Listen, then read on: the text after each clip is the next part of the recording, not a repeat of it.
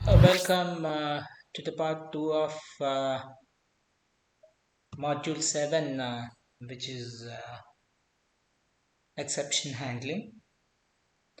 In the prior part, we took a quick look at exception related statements in action. Here, here we are going to dig a bit deeper. This part of module 7, exception handling, provides a more formal introduction to exception processing syntax in Python. Specifically, we will explore the details behind the try, rise, assert, and with statements as well. As we'll see, although these statements are mostly straightforward, they offer powerful tools for dealing with exceptions in Python code. Now that we have seen the basics, it's time for the details. The try is a compound statement. Its most complete form is sketched below. It starts with a try header line followed by a block, followed by usually indented statements, then one or more except clauses that identify exceptions to be caught, and an optional else caught at the end. The word try, except, and else are associated by indenting them to the same level, that is, lining them up vertically. For reference, here is the general format in Python 3.4. It's about 3.4. That's Python 3.9, 10, everywhere we use the same format. So in this statements, the block under the try header represents the main action. This one is main action of the statement. The code you're trying to run. This is what here. The code you're trying to run. And the accept clause defines handlers for exceptions raised during the try block. So here it is during the try block. And the accept clauses define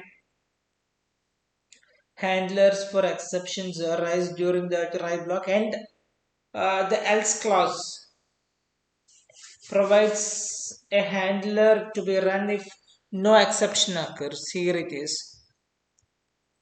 If no exceptions were raised during the try block. So here is how try statements work. When a try statement is entered, Python marks the current program context so it can return to it if an exception occurs. The statements nested under the try header are run first. What happens next depends on whether exceptions are raised while the try block statements are running. For example, if you take some example, for an instance, if an exception does occur while the try block statements are running, Python jumps back to the try and runs the statements under the first except clause that matches the raised exception. Control resumes below the entire try statement after the except block runs.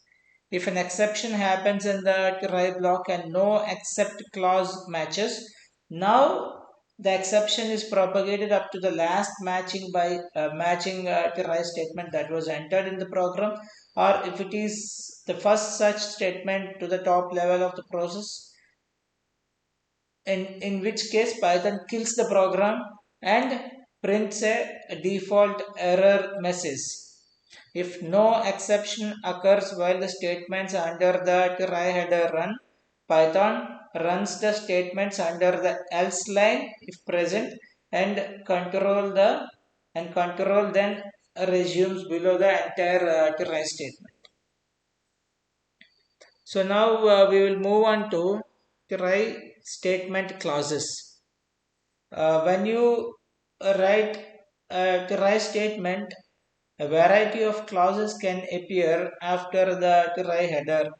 Below table summarizes all the possible forms. You must use at least one. So we have already met some of these, as you know, except clauses catch exceptions. So finally, clauses run on the way out, and else clauses run if no exceptions are encountered.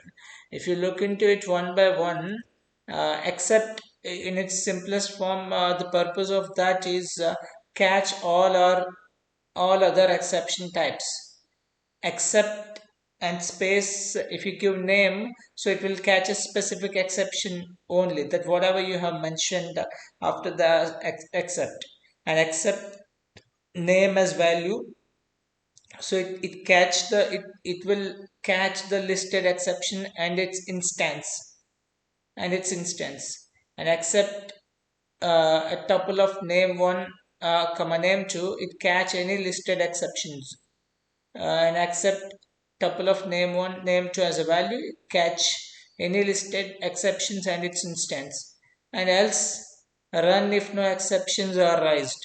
Finally, always perform this block.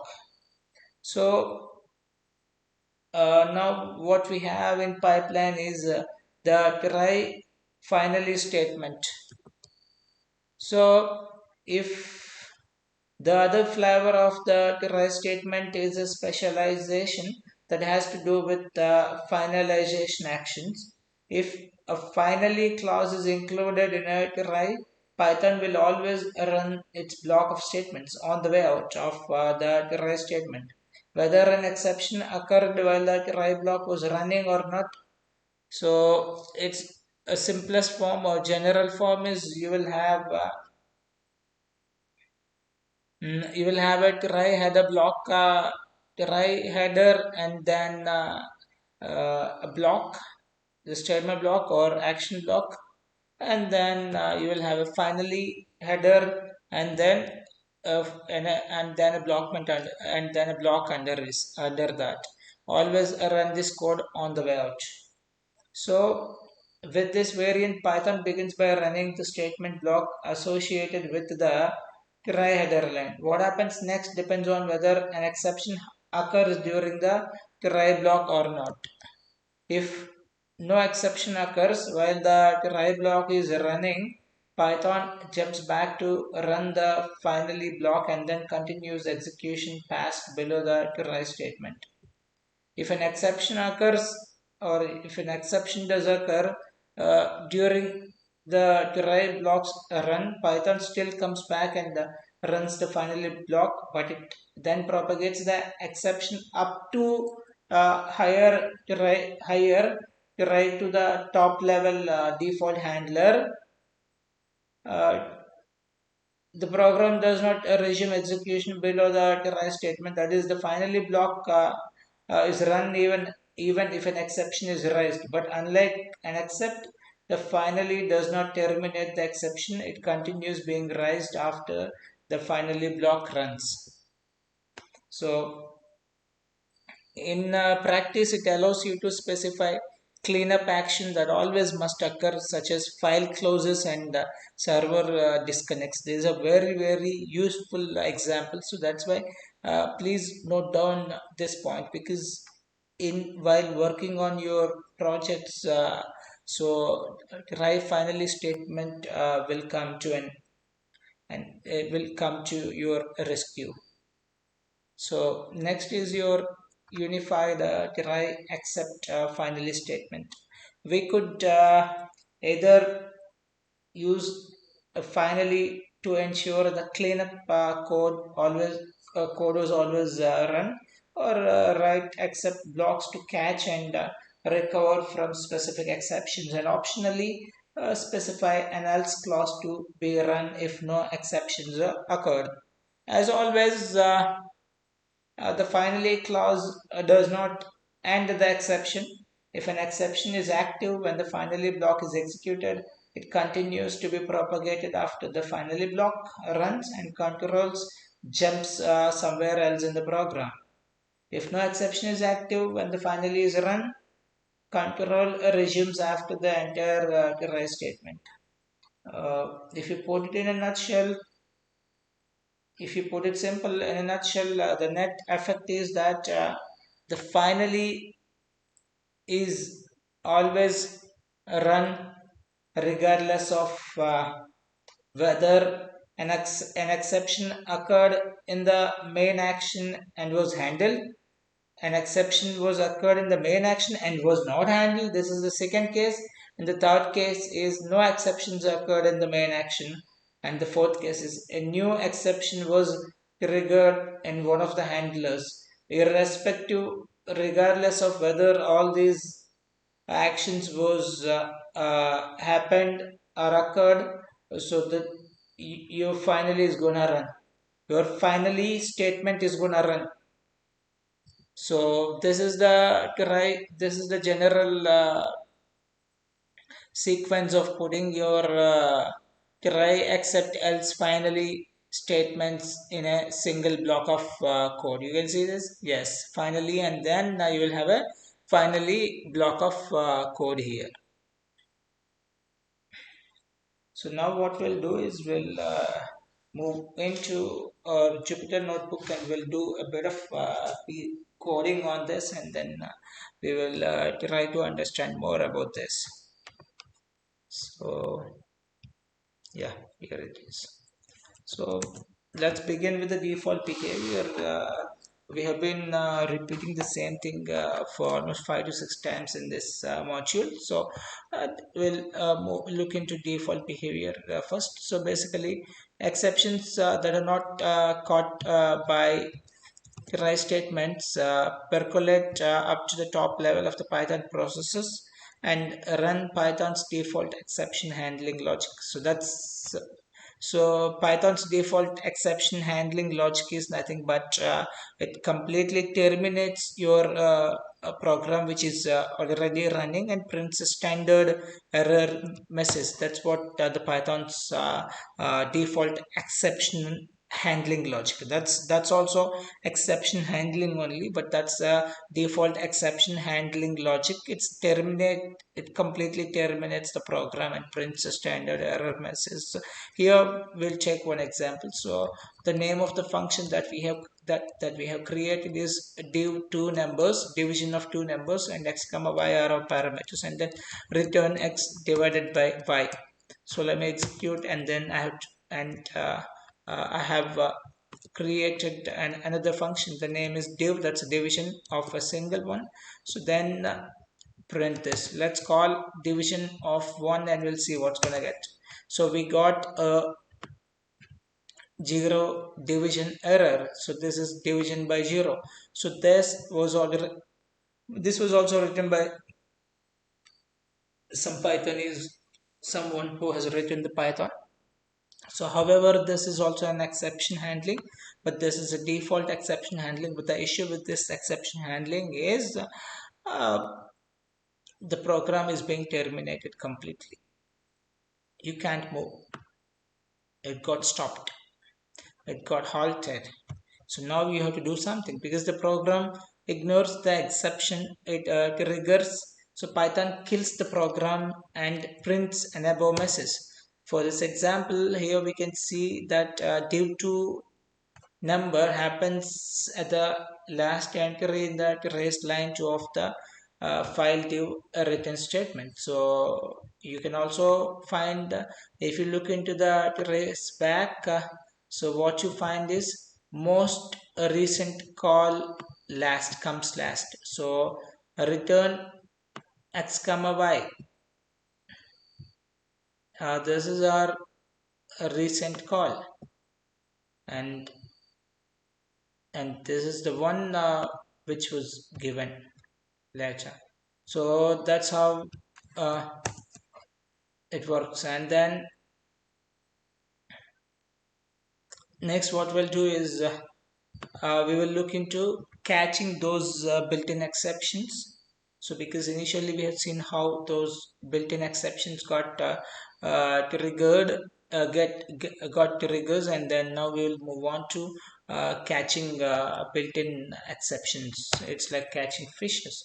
So now if you don't want your program to terminate your Python program when your Python arises an exception, just simply catch it by wrapping the program logic in a try statement. So that's what I'll do here, sum, and then this is our I have created a function which adds two numbers that I mentioned, that I give. So now what I'll do is the type error I'll get because Python arises immediately when you try to concatenate a list and a string.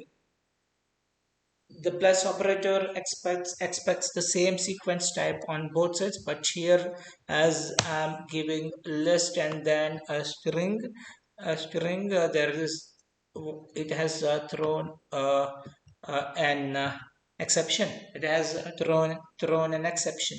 So let me execute it. So the exception name is type error, and this is the message that has communicated with us. That's fine. So now this is an exception. How can you handle it? So what we have to do is we have to catch the exception first, like you catch a ball. So you have to catch the exception, and then we'll see what we have to do after catching. So we'll, to catch that code, what we have to do is you have to wrap that part of code in a try statement. Now once catching is done, then you have to handle it. So here we use except to handle uh, that error. So, and I want to print this one, hey Keshwa, we recovered from exceptions. So it's like catching the ball, and then after that nicely pass that ball to the umpire. So that's what happens here also. So you catch the error and handle it well and pass it to the next statement. So move to the next statement. That's what happens here too. So catch and recover here. So print, we are resuming back here. So that's what we're doing. So our catching and then recovering has also been done here. So exceptions more like simple jumps than function calls. There is no way to return to the code and code that triggered the error. So now we will see coding termination actions with try finally. So try and finally both statements we're gonna use together.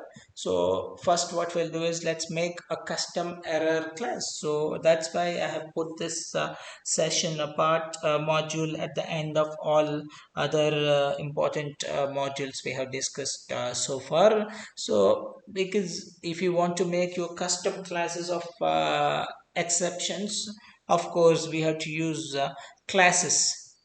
So classes and oops concept. So that's the reason I put that in last. So now, so let's make us our custom error class using a super class as an exception, which is an inbuilt exception class. So and then we'll just pass it. So now create a function which arises an exception. Again, we use diff and then stuff.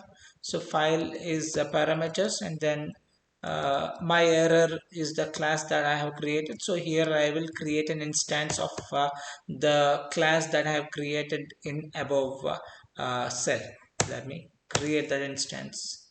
So now I'll use a file handler and open inbuilt function to handle it, and then I'll create an output file and let's see. So now what's happening, I will put that stuff function. I'll wrap it inside a try statement, and then finally I'll use file that close function. So it's like I just want to close the function irrespective whether I get an exception or I don't get an exception, but I just want to close my file. So that is the one of the main application of using your try finally statement. So that's what I'm trying to demonstrate here. So print file is closed, so print not reached, let me execute. There is an issue, exception is gonna come, and we have to check whether it will close my file or not. File is closed, but you have an error.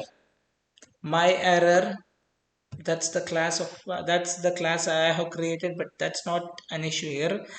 Even though the exception got triggered, still your file was able to get closed. So that's what the benefit of uh, try finally statement. So basically, to close your servers, to close your files irrespective of exception raised or not raised. So this is the best uh, tool to use. So now fourth one, what we have is unified.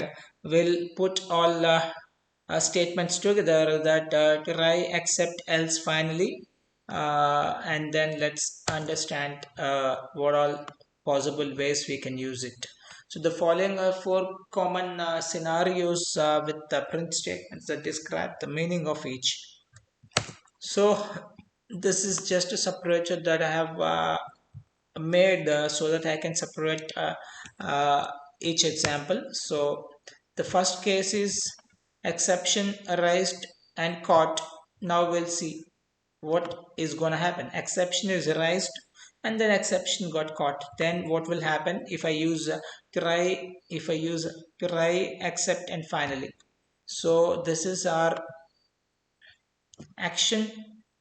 So obviously when you use index out of bound index, then obviously it throws a index error. So that's why, so my error got caught here at using try. Then I want to handle this using index error. So after, obviously, if error got handled, and then we have final statement and then print statement we want to see. Now we'll see till which step we are gonna move.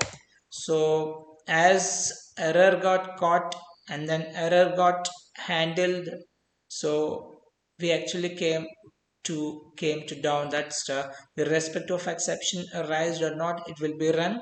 Anyway, finally will be run irrespective of exception got or not, but their exception got caught and then handled, and then at the same time, as exception got caught and handled, you move down to the print statement too. So it will be executed if and only if final statement does not terminate the process.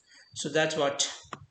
Now the second thing is no exception raised. No exception raised basically. So in that case, fantastic. Except won't come into the picture only. Then it will directly move to the finally and then print. So try the uh, anyway final finally print statement will be printed, and then print will be printed. So these two will be printed in that case. Let's see. Yes, finally statement runs irrespective of exception presence, and then the last one obviously runs because of finally. So next we will look into the third case in it, that is no exception arised, and we'll use else. In that case we'll see what's going to happen. Obviously all will be run. No exception occurred, that means except will be completely ignored, and then we have a try. It hasn't caught any error. So then else, if no exceptions, then obviously else will run. So else will run, and then finally anyway it will run. That's the reason it will be helpful for us. And then print, the main global scope print will also run. So now the final scenario is exception arised but not caught. So now this is the tricky, and here something is going to happen. So here try, so exception got raised, but we are using a different exception handler. This is a wrong exception handler. We are using index error. That's a wrong exception handler. So obviously we are unable to handle the exception that has been raised. So now what we can do is, so there is nothing to do, then finally comes into the picture as there is a issue. So there is an exception. So finally what finally statement will do is it will print the whatever statement that is there inside under the block of finally, and it will take back to the top level to the try statement, and it will print the default error, and then print after run will not be printed, because it's where the program will be terminated after printing the block under the finally statement. So that's what happens here. So that's the reason. So we have seen four scenarios here. So basically with all these four scenarios, what we have understood is, irrespective of whether your exception got raised, caught, or irrespective of irrespective of anything, finally is being run. So that's the reason finally used heavily in closing your files or closing the running servers. So with this we have come to the end of part 2 of module 7, that is exceptions handling. So I will see you in another part of module 7, exception handling, and by then keep watching my videos and keep spreading love through my videos. Thank you and see you again.